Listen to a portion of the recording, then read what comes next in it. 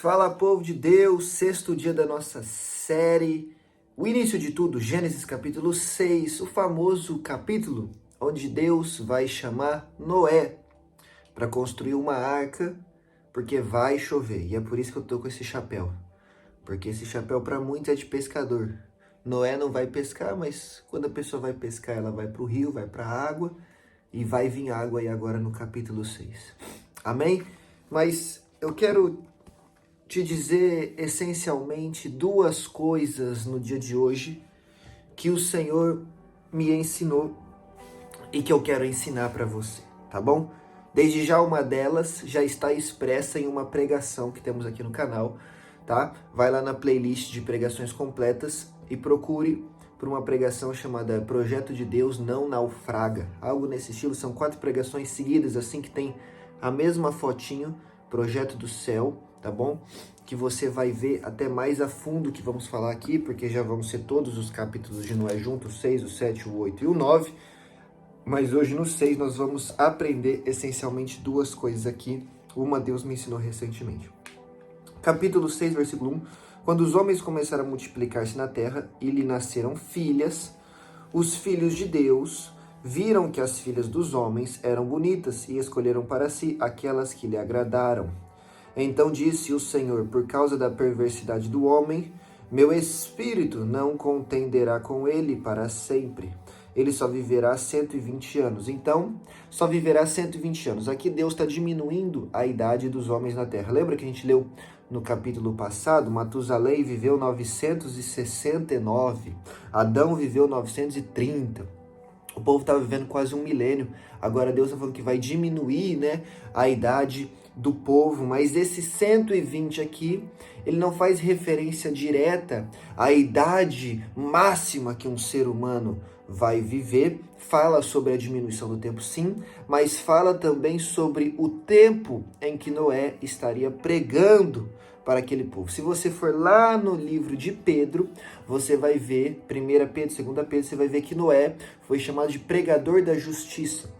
Então, desde já entenda que Noé não só construiu uma arca, como Noé também pregou sobre o fim que viria sobre aquela geração. Ele pregou sobre a justiça, ele pregou sobre o conserto, ele pregou sobre o arrependimento, ele pregou sobre a necessidade de entrar na arca e sobre ser a única forma de sobreviver, tá? Então, durante 120 anos, Noé pregou para o povo da sua época. Amém? Agora, o que é interessante aqui também é o versículo 1 e 2, onde diz que os filhos de Deus tomaram para si as filhas dos homens. O que é isso, Vitor? Filho de Deus? Filho dos homens? Qual é a diferença entre esse povo? Aí existem duas linhas de pensamento. Existe uma linha de pensamento que diz que os filhos de Deus, olha que loucura, na verdade são anjos caídos, são demônios. E usa-se essa expressão filho de Deus para expressar seres que são espirituais. Tomaram para si as filhas dos homens, mulheres humanas. E nessa relação sexual nasceram os Néfilins, ou os Nefilins, os gigantes. Lembra que Davi matou o gigante Golias, por exemplo? Há quem diga que eles nasceram daqui, dessa junção entre um demônio e uma mulher. E aí Deus, vendo tamanha perversidade, resolve acabar com tudo, tá bom? Lá no livro de Judas vai dar uma palhinha sobre, né, esse acontecimento e sobre uma possível base para esse entendimento. Tá? Judas capítulo 1, só tem um capítulo, versículo 6. E quanto aos anjos que não conservaram suas posições de autoridade, mas abandonaram sua própria morada, ele os tem guardado em trevas, presos com correntes eternas para o juízo do grande dia. Então está falando de alguns anjos, demônios, que estão presos. Porém, nós sabemos que tem outros que estão soltos. Então, esse aqui são anjos caídos específicos que fizeram algo específico e esses estão presos. Versículo 7. De modo semelhante a esses anjos, Sodoma e Gomorra e as cidades ao seu redor se entregaram à imoralidade e a relações sexuais antinaturais. Estando sob o castigo do fogo eterno, eles servem de exemplo. Então, semelhante a esses anjos, Sodoma e Gomorra entrou em relações antinaturais. E aí dá a entender que semelhante a esses, ou seja, esses anjos, semelhante a Sodoma e Gomorra, tiveram relações antinaturais, né? Erradas. E aí cria-se uma base para isso. Do Filho de Deus ser os anjos caídos e do Filho do Homem ser as mulheres humanas. Mas existe uma outra linha e apesar de eu quase sempre partir para o lado mais espiritual, essa é a que eu me identifico mais, que os filhos de Deus são simplesmente da descendência de Sete. Sete foi citado lá em Gênesis 4, né? Ele é filho de Adão e no tempo dele começou a se invocar o nome do Senhor. Capítulo 4, versículo 25 e 26, novamente Adão teve relação com sua mulher, ela deu à luz a outro filho, a quem chamou Sete, dizendo, Deus me concedeu um filho no lugar de Abel, visto que Caim o matou. Também Sete nasceu um filho, a quem deu o nome de Enos. Nesta época, começou a invocar-se o nome do Senhor. Amém? Então, os filhos de Deus seriam da descendência de Sete, uma descendência que agradava a Deus, logo eram considerados seus filhos. E as filhas dos homens? Da descendência de Caim, aquele que foi assassino, aquele que fugiu da presença de Deus, aquele que teve o sinal, né, na sua vida, que faz referência à marca da besta lá no Apocalipse, como nós já vimos nos capítulos anteriores. Ou seja, se você vier no contexto do livro, porque antes você tem que entender que não existia capítulo 1, capítulo 2, capítulo 3, capítulo 4, capítulo 5, 6, 7, 8, era tudo uma coisa só. Hoje é dividido assim para facilitar o nosso estudo. Mas então, vindo na sequência do texto, na coerência do texto, a Bíblia vai falando no capítulo 4, a partir do versículo 17, os descendentes de Caim. Depois, no versículo 25, já vai vir falando sobre Sete. Depois vai vir falando sobre a descendência de Adão. Ou seja, qual é a sequência de textos até chegar em Gênesis 6?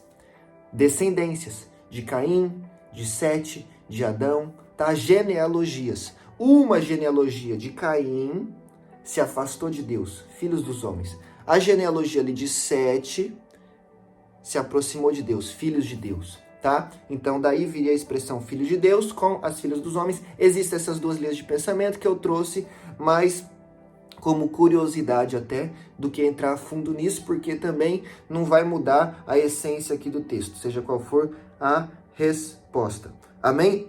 Só que aí, por que Deus... Nossa, esse vídeo vai ficar longo, eu falei que ia ficar curto. Por que Deus vai destruir tudo? Versículo 3, por causa da perversidade do homem.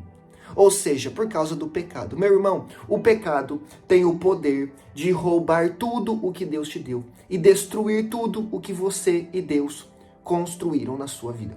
O pecado tem o poder de roubar tudo o que Deus te deu e de destruir tudo que Deus construiu na sua vida. Então, não brinque com o pecado, não brinque com o fogo, não dê lugar à perversidade.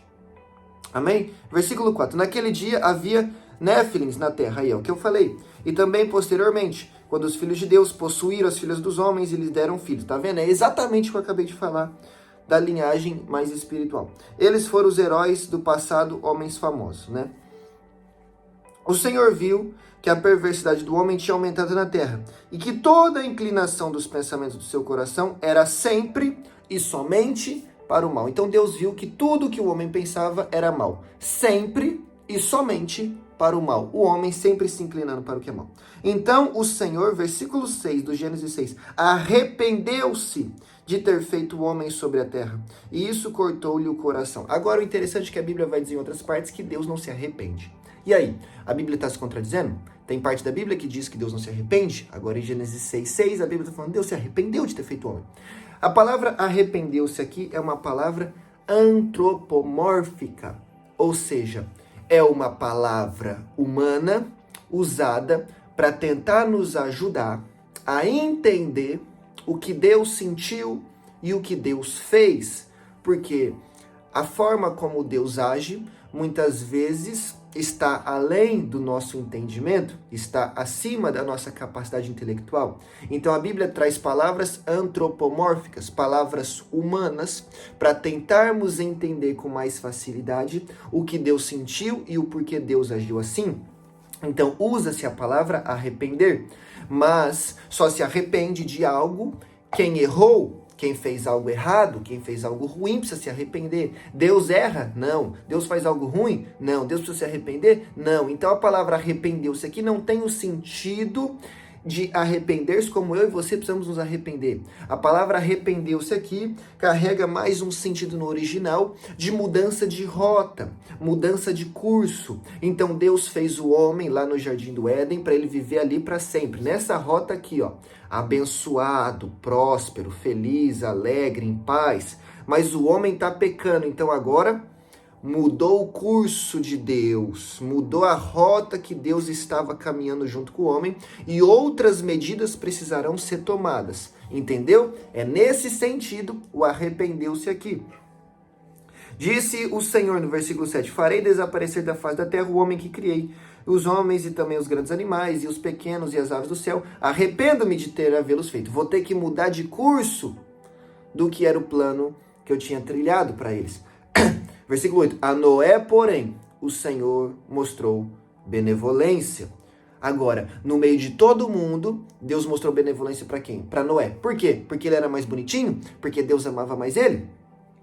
Versículo 9. Esta é a história da família de Noé. Noé era um homem justo, íntegro, entre o povo da sua época, e ele andava com Deus. Então não é porque Noé era mais amado, não é porque Noé era mais bonito, não é porque Noé era mais isso ou aquilo, era mais famoso, era mais influente, não, é porque Noé era justo, era íntegro e andava com Deus. Parece muita descrição de Jó, homem justo, íntegro, se desvia do mal. Aleluia!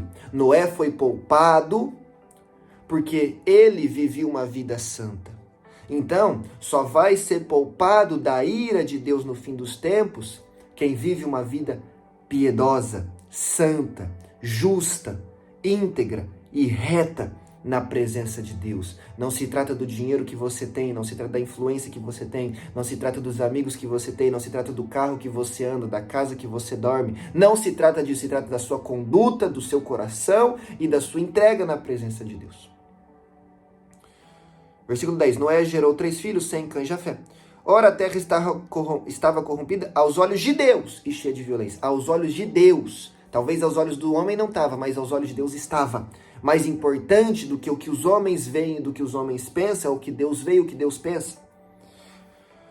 Ao ver que toda a terra se corrompera, pois toda a humanidade havia corrompido a sua conduta, Deus disse a Noé: darei fim a todos os seres humanos, porque a terra encheu-se de violência por causa deles. Por causa deles. Ai, por que existe isso? Por que existe violência? Por que existe assassinato? Por que existe fome na África, Vitor? Por causa deles. É por causa da maldade do homem. É por causa da corrupção do homem. Não é porque Deus não está vendo. Não é porque Deus não se compadece. É porque o homem é mau.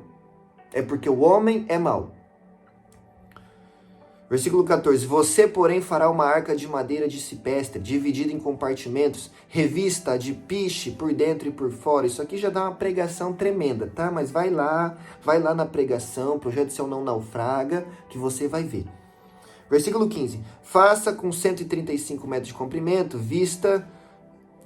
com 135 metros de comprimento, 22 metros e meio de largura e 13 metros e meio de altura. Você já viu no YouTube? Tem lá nos Estados Unidos uma réplica da arca, né? Por dentro não dá para saber exatamente, mas por fora ela é exatamente igual à arca que Deus mandou Noé construir. Tem no YouTube, dá uma procurada aí. Réplica da arca de Noé construída nos Estados Unidos. É um negócio assim absurdo, é lindo de ver. Versículo 16. Faça-lhe um teto com um vão de 45 centímetros entre o teto e o corpo da arca. Coloque uma porta lateral na arca. Quantas portas a arca tem? Só uma. E faça o andar superior, médio e inferior. Então tem uma arca, a arca tem uma porta e essa única arca tem 3 compartimentos. Guarda isso. Eis que vou trazer água, aí ó, água, sobre a terra, o dilúvio, para destruir debaixo do céu toda criatura que tem fôlego de vida. Tudo o que há na terra perecerá, Mas com você estabelecerei a minha aliança, e você entrará na arca com seus filhos, sua mulher e as mulheres dos seus filhos. Deus já está falando aqui quem vai entrar na arca. Deus já falou aqui quem é que vai entrar na arca, porque ele já sabe que o povo não vai ouvir a pregação de Noé. Faça entrar na arca um casal de cada um dos seres vivos, macho e fêmea, para conservá-los vivos com você. De cada espécie de ave, de cada espécie de animal grande, de cada espécie de animal pequeno que se move no chão, virá um casal. Virá um casal. Deus vai trazer os animais a Noé. E a você para que sejam conservados vivos. Versículo 21. E armazene todo tipo de alimento para que você e eles tenham mantimento. Então Noé tinha que pregar, Noé tinha que construir a arca, Noé tinha que juntar alimento. Não foi fácil a missão de Noé. Versículo 22 e último, Noé fez tudo exatamente como Deus lhe tinha ordenado. Então vamos falar primeiro aqui, versículo 16, a arca era uma arca, tinha uma porta dividida em 3 compartimentos.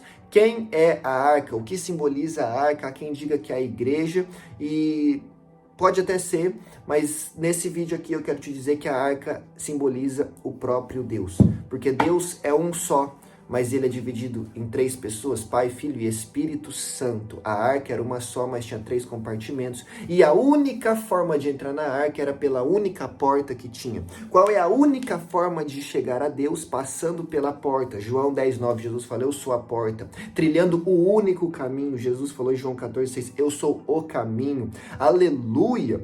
Indo através do único mediador. A Bíblia diz no livro de Timóteo que há um único mediador entre Deus e os homens, Cristo Jesus. Ou seja, a arca só tem uma entrada e tem 3 compartimentos. Deus é Pai, Filho e Espírito Santo, e só tem um meio de se chegar a ele, que é através do Filho, Jesus Cristo de Nazaré. A arca foi o meio pelo qual Noé sobreviveu ao dilúvio. Só tem como sobreviver à morte, só tem como sobreviver ao fim dos tempos, só tem como sobreviver à ira de Deus estando com o próprio Deus. Amém? Estando com o próprio Deus. Então não se trata de se sentar num banco de igreja no domingo, tá? Não se trata de levantar a mão e cantar louvores na quarta-feira. Se trata de viver uma vida íntima com o próprio Deus. Então não precisamos ir na igreja, pelo amor de Deus. Hebreus 10:25. Não deixem de congregar, como muitos têm feito, visto principalmente que é chegado o grande dia do Senhor. Você precisa ir à igreja. Mais do que isso, você precisa ser a igreja. Você precisa viver uma vida que louva, que adora, que glorifica o nome de Deus. Mas entenda que você só vai sobreviver, Noé, se você viver com o próprio Deus. Amém? Agora o que eu quero dizer são 2 coisas. Rápido. A arca é um projeto de Deus na terra. Projetos do céu marcam a terra, tá? Projetos do céu marcam a terra. A arca é o primeiro projeto do céu que vai marcar a terra, foi entregue a Noé.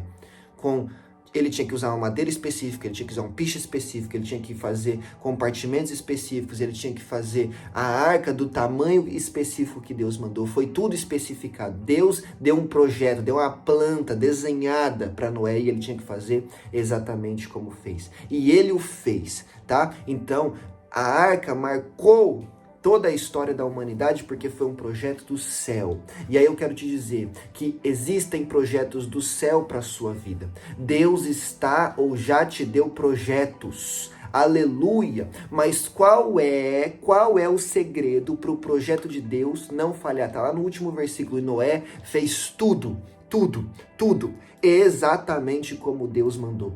A única forma do projeto de Deus na sua vida prosperar é você fazendo tudo exatamente como Deus mandou. Ah, mas acho que se eu fizer assim um pouquinho diferente, 99% vai fazer igual Deus, 1% vou fazer do meu jeitinho, vai naufragar, tá? Mas quando Noé faz tudo como Deus mandou, nós sabemos que a arca flutua, não naufraga, e eles sobrevivem, porque projeto do céu não naufraga, não afunda. A sua família é um projeto do céu, não vai naufragar. O seu ministério é um projeto do céu, não vai naufragar.